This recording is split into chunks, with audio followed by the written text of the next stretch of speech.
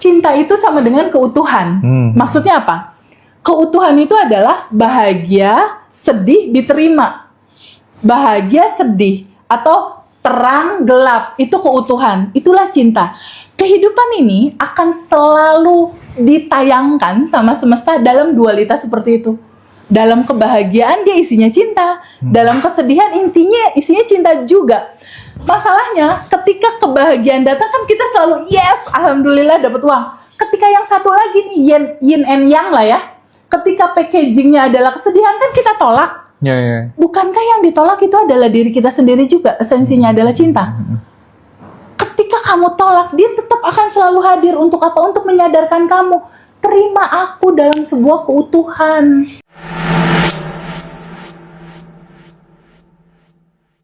Nah, terus Teh Febi, jembatan supaya kemudian kita terhubung dengannya itu apa, Teh? Semudah Mas Hendra bernafas. Itu makanya Teh Febi selalu mengulang-ulang jangan pernah berhenti untuk nafas syukur. Sadar nafas syukur. Ada kata sadarnya di depan, Mas. Ya. Sadar nafas syukur setiap hari. Itu jadi amalan 30 hari daily rutin kita. Jadi begini, Mas. Di dunia kedokteran itu ada sebuah penelitian bahwa pikiran bawah sadar, data di dalam pikiran bawah sadar itu memberikan kontribusi 90% dari realita kehidupan kamu. Oke? Masalahnya gini. Data di pikiran bawah sadar itu akan terdownload masuk pada saat kita usia dari 0 sampai kurang lebih di bawah 8 tahun. Di bawah 8 sampai 12 tahun itu apapun yang dimasukin sama dia ngelihat apa, dia ngelihat ayah ibunya berantem atau dia ngelihat ayah ibunya mesra, itu jadi data, Mas, untuk terrealisasi dalam kehidupan dia. Kebuka jadi kayak spon cuci piring tuh. Kalau dikasih air kan dia nyerap langsung. Nah, di 12 tahun ke bawah, di 12 tahun berikutnya udah nggak kebuka lagi. Tapi ada 2 momentum waktu di mana pikiran bawah sadar itu kebuka lagi. Kapan? 5 menit sebelum tidur, dan 5 menit saat kamu bangun tidur. It's a very golden time untuk masukin data. Masalahnya, orang umum, nih kita lihat realita teman-teman, mungkin nanti teman-teman boleh komen ya. Realita teman-teman, yang pada punya utang, yang baru putus cinta, yang gak jadi menikah, 5 menit sebelum tidur, mereka gini, Indra. Duh, cicilan gimana ya besok? Bisa gak ya? Duh, ya Allah, gimana ya? Dalam ketakutan, dalam kebingungan, dalam keresahan, dalam kekhawatiran. Tanpa sadar, data itu masuk ke bawah sadar dia untuk merealita besok. Nah, ketika teman-teman semua udah tahu tentang rahasia ini, bahwa 5 menit sebelum tidur adalah proses penciptaan kamu menciptakan realitamu besok. Di Abundant Revolution, kita tuh punya daily routine 30 hari, di mana 5 menit sebelum tidur, yang dilakukan adalah tarik nafas, izinkan nafas masuk, izinkan energi tanpa batas masuk. Rasakan, bukankah nafas yang menghubungkan tubuh ini dengan energi tanpa batas yang ada ujungnya ini? Bukankah dengan nafas dihubungkan? Tarik, lalu keluar lagi. Energi tanpa batas. Bukankah nafas ini adalah inti hidup kita, inti kehidupan kita, inti harapan kita? Jadi Mas Hendra tahu nggak, yang mau bunuh diri itu nggak jadi Mas bunuh diri gara-gara diajarin sadar nafas syukur. Tapi gini ya, apa ya? Tiba-tiba mau bunuh diri jadi, Tewi, tunggu, kok 3 kali sadar nafas syukur, aku jadi nggak pengen bunuh diri lagi, aku malah jadi pengen bersyukur. Kok Allah begitu dekat katanya gitu. Ini kan kita ngomong soal 30 hari, 30 days, daily routine. Jadi ada aktivitas yang kita lakukan secara rutin di 30 hari setelah kelas Abundant Revolution. Nah, pertama aja tentang sadar nafas syukur ini aja, ini orang belum ikut kelas, tapi dia praktik itu dia terima kasihnya luar biasa sama kita, ya nggak? Yang orang dari Madura segala macam gitu kan, Pak Wiryo atau siapa gitu kan. Nah, aku pun juga demikian gitu. Ketika aku praktik sending love to universe, sadar nafas syukur, itu kayak nggak butuh doa lagi deh, Febi. Yes. Iya kan? Kayak nggak butuh doa lagi gitu loh. Kayaknya Allah udah tahu segalanya yang ada di dalam sini. Karena kan begini Mas Hendra, kembali lagi ke yang tadi ya, teman-teman kalau punya masalah dan lain-lain, ingat cerita ini ya, bahwa di dalam tubuh kamu ada 99% yang kosong berisi energi tanpa batas. Yang kosong berisi energi tanpa batas ini adalah kecerdasan semesta yang luar biasa. Kecerdasan semesta yang membuat planet-planet gak tabrakan, Mas. Apalagi cuma ngurusin atau ngelunasin utang kamu gitu istilahnya, atau ngebalikin pasangan kamu untuk balik lagi ke rumah gitu, atau memanifestasikan kamu pengen 100 juta per bulan. Itu sangat mungkin. Kuncinya apa, Mas? Kunci pembuka dari segala hal. Pintu kelimpahan itu kayak pintu itu kebuka gitu. Pakai apa? rasa syukur yang mendalam. Ketika kita bilang, ya Allah, terima kasih atas nafas. Terima kasih aku masih dikasih kesempatan hidup. Terima kasih atas orang-orang yang sayang sama aku. Aku tuh kalau sadar nafas syukur bangun tidur kan suamiku di sebelahku ya. Babyku ada di sebelah. Jadi kalau melek, aku diem dulu kayak ngumpulin nyawa gitu istilahnya. Tapi aku sadar nafas syukur, berteng melek langsung. Tarik nafas masuk, energi tanpa batas masuk. Pas keluar mas, lewat hidung, bayangkan bagasi emosi, ketakutan, keresahan, kebingungan, kekhawatiran itu keluar lewat nafas. Detox gitu, sampah keluar. Ada imajinasi yang bermain ya. Gambarkan kayak gitu. Lalu tarik nafas masuk lagi, energi cinta masuk, energi kesehatan masuk, energi tanpa batas masuk. Lalu bayangkan dia menyisir dari kepala kamu. Kalau yang sakit kepala tuh kena energi tanpa batas, dia jadi mereda sehat. Hati kamu, seluruh tubuh kamu, lalu keluar energi-energi negatif, ketakutan, kebingungan keluar. Tarik nafas lagi, energi tanpa batas masuk, lalu rasakan betapa Allah baik sekali ya. Bahkan kita tuh jarang banget untuk bilang, makasih ya Allah atas nafas, atas usia, atas kesempatan hidup. Itu Mas Hendra, kalau dilakukan secara sadar, keywordnya sadar Mas. Kebanyakan kan kita teman-teman semua kalau nafas, nggak sadar Mas. Iya. Nah, di 2 waktu itu aja minimal. Lakukan sadar, nafas, lalu kamu bersyukur. Itu udah akan merubah sangat pintu rezeki mereka atau apapun itu yang mereka mau.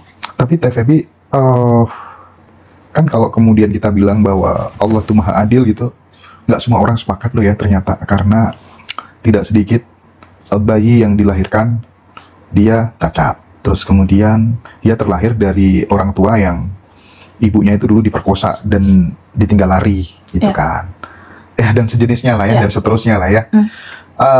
Gimana kalau case-nya seperti itu gitu, kemudian supaya kemudian dia tidak larut-larut dalam penderitaan itu gimana Teh? Gini, kembali lagi ke cerita awal tadi Mas. Ini udah sempurna. Secara packaging semesta ini, ceritanya dari awal sampai akhir udah lengkap Mas. Udah sempurna, udah utuh, udah berkelimpahan. Nah, ketika ada cerita seperti Mas Hendra tadi, terjadi sebuah peristiwa gitu. Kembali lagi ke masalah, segala yang terjadi pasti ada pesan semestanya di situ. Ada pembelajaran yang bisa kita petik di situ. Ada sesuatu yang bisa kita ambil di situ. Kalaupun itu terjadi sama si orang yang merasakan itu adalah sebuah proses di mana memang ada cerita, entah bagasi emosi kah atau apapun itu yang di titik kesadaran tertentu kita tuh sangat memungkinkan bisa merubahnya.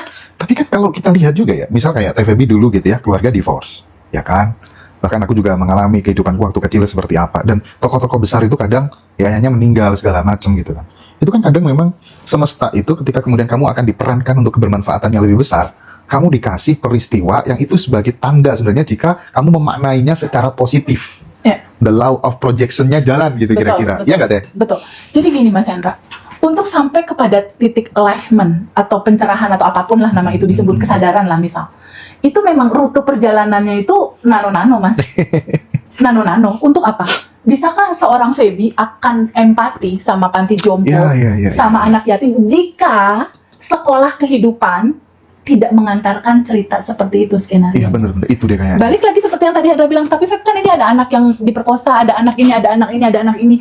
Bukankah itu hanya penilaian dari kacamata yang di sini, yang terbatas? Bukankah secara kacamata semesta itu semua kebaikan, ada kebaikan? Contoh, bukankah kisah Harley yang buat aku itu kiamat hidupku gitu? Itu benar-benar titik terendah dalam kehidupan aku. Kiamat hidupnya Feby ya? Iya, kiamat hidupku. Ini kiamat ini, 1,3 M dari mana? Mau belanja susu anak aja aku harus tahajud Mas Hendra. Dalam posisi hamil ya. Apalagi harus ganti angka 1,3. Buat susu aja harus tahajud. Saat itu. Tapi coba kita lihat.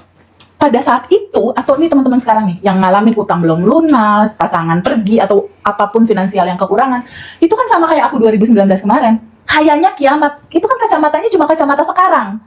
Tapi ketika kita lihat kacamatanya lebih lebar dalam kesadaran, Mas Hendra, bukankah kisah Harley itu jadi banyak manfaat buat aku dan teman-teman? Betul dong, menginspirasi dong akhirnya. Bukankah malah jadi solusi buat banyak orang ya? Betul. Jadi sebenarnya kejadian Harley itu baik atau buruk? Baik. Begitupun channel Ngaji Rosa dalam cerita yang sekarang. Sama, Andra, sama. Iya. Coba lihat benang merahnya dari kisah itu. Ada pesan di situ untuk kamu bertumbuh. Karena nggak ada Feby yang sekarang yang kalau punya uang bawaannya pengen ke tempat beras, beli beras aja tuh taruh di mobil untuk nggak tahu tuh siapa beras yang mau dibagiin. Nggak akan bisa ada empati sekuat itu kalau aku nggak ngalamin mama papa cerai, aku nggak tinggal sama mama, nggak tinggal sama papa, aku mau beli sesuatu aja juga nggak ada uang, nggak akan ada rasa itu, nggak akan. Memang pola sekolah kehidupannya begitu. Aku dulu waktu tinggal di pesantren, tinggal di panti asuhan gitu kan, tiap sore gitu lihat ke timur gitu, lihat ke arah rumahku gitu, pengen pulang, tapi gimana? Di satu sisi harus merubah nasib gitu ya. Terus kumpul ketemu teman-teman semuanya hidupnya struggle gitu. Akhirnya ketika dewasa, oh nanti aku kalau jadi orang udah berumah tangga, aku pengen ngangkat derajatnya anak-anak yang hidupnya struggle. Nah, mirip-mirip seperti itu juga sebenarnya ya. Kurang lebih sama kayak gitu. Tapi menariknya Teh, aku tadi lagi-lagi aku kutip obrolanku dengan Kang Aswan tadi ya. TVP kok bisa ya mencintai orang yang menyakiti dirinya, membenci dirinya, itu kok langsung bisa memaafkan?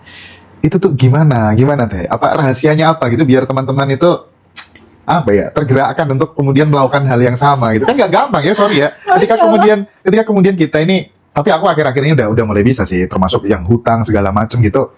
Aku kirimin ya sending love ke mereka dan aku lebih bahagia gitu ya. Itu gimana Teh Feby? Tipsnya? Ya, jadi gini Indra.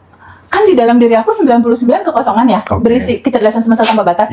Orang yang memfitnah aku anggap atau merugikan aku bukan isinya juga sama ya? Iya dong.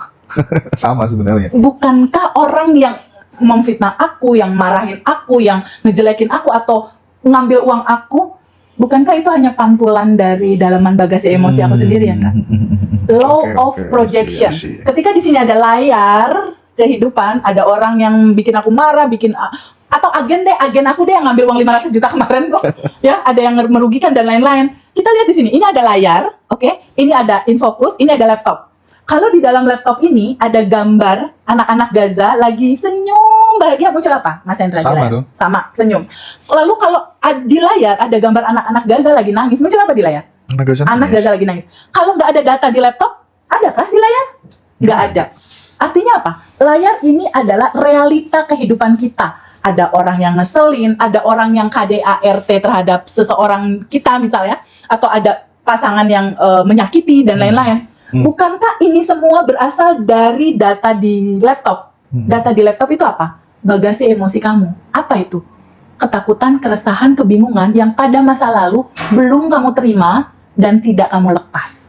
Dia menyala terus di bawah sadar. Nah, pertanyaan yang tadi, tapi kok bisa sih cepet maafin?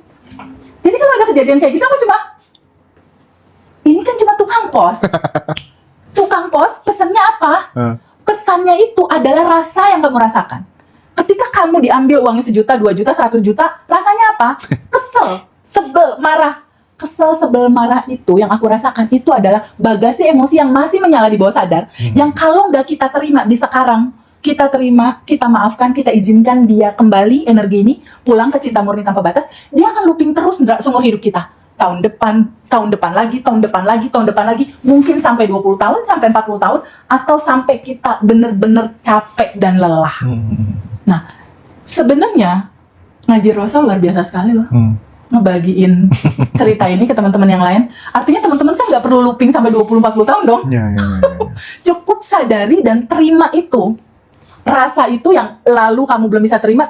Kenapa sih harus diterima? Gini, kenapa harus diterima? Kita ini kan isinya 99% ruang kosong, energi tanpa batas, atau kecerdasan semesta. Kecerdasan semesta itu berisi apa?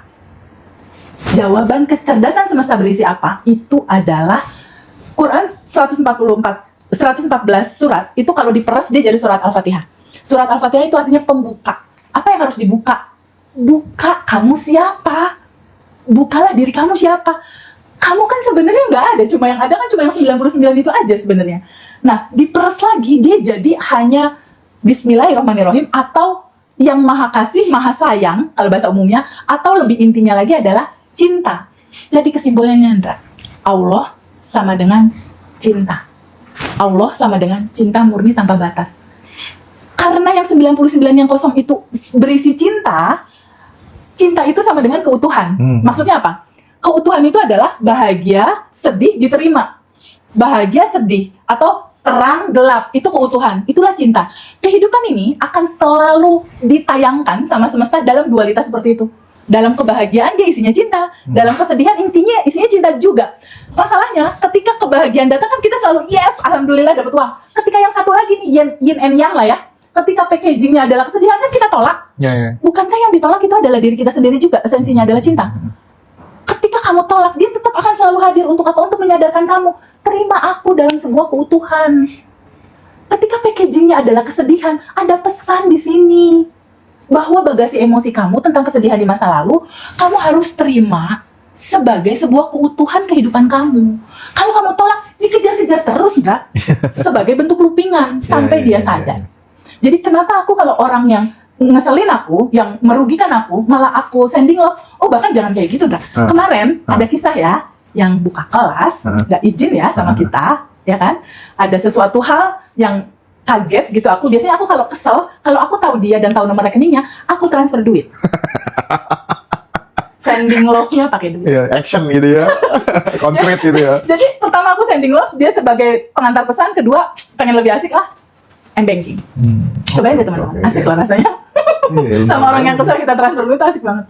Mantap nih ya teman-teman ya. Kalau menyebalkan solusinya sending love. Yes, betul. Pokoknya segalanya solusinya cinta. Karena Gak sanggup isinya katanya. itu. Pada gak sanggup ya? Gak sanggup ya? Dipraktekin. Dicoba. Nah, teman-teman, sekaligus aku konfirmasi bahwa Badan Revolution Batch 9 itu malam ini closing ya. Jadi nanti jam 21 atau 22.00 WIB itu kita udah closing, udah 215-an peserta. Jadi kita nanti closing Badan Revolution Batch selanjutnya di tanggal 20 Maret itu nanti teman-teman bisa join gitu, yang nggak bisa join di batch 9. Tapi mohon maaf, sekali lagi mohon maaf, di batch 10 kita udah nggak ada program call one on one, tapi teman-teman nanti akan dapat kontak personnya Teh Feby semuanya. Jadi bisa curhat lewat WA, tapi ya mohon maaf harus antre ya. Teh Feby balas WA sampai jam 1:30 dini hari gitu ya teman-teman, demi teman-teman semuanya. Jadi mantap banget, pokoknya luar biasa. Ini teman-teman dapat hadiah istimewa lah ya dari Teh Feby. Dan bagi teman-teman juga yang nggak bisa ikut kelas, tenang, kita sediakan Zoom istimewa. Teman-teman juga bayar 369.000 aja, dan itu nanti free rekaman di tanggal 3 Maret. Materinya 60% kelas Badan Revolution, nanti juga dikasih kisi-kisi 30 hari ya, aktivitas rutin yang harus dikerjakan, tapi tidak ada pendampingan lewat WA grup ya teman-teman ya. Nah ini penting untuk saya konfirmasi terlebih dahulu buat sahabat semuanya gitu. Teh, ya, kayaknya kita perlu break dulu ya. Teh Feby harus minum dulu biar Baiklah. nanti ya kita ini nggak tahu sampai jam berapa. Tapi yang jelas aku belum baca list pertanyaan nih. Baru pembukaan itu udah 1 jam gitu ya. Nomor WA-nya itu ada di bio TikTok. Teman-teman Ya. WA aja nanti bisa join kelas Badan Revolution selanjutnya ya. Pokoknya rekomen banget, serius teman-teman harus ikut, entah itu ikut Zoom-nya atau kelasnya. Apalagi ya mungkin yang sebagai closing yang perlu ditambahkan, join ya ini apa tuh namanya, channel YouTube Badan Revolution Teh Feby. Silakan teman-teman join semua ke situ, dan jangan lupa join juga di channel Ngajeloso eksklusif ya, karena kita akan tetap semangat membersamai teman-teman untuk bertumbuh ya dalam konteks finansial dan spiritual. Teh Feby, kita break dulu sejenak. Thank you, bye.